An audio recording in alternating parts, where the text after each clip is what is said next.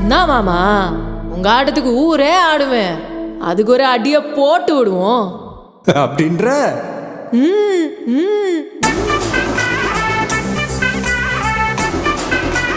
ம்.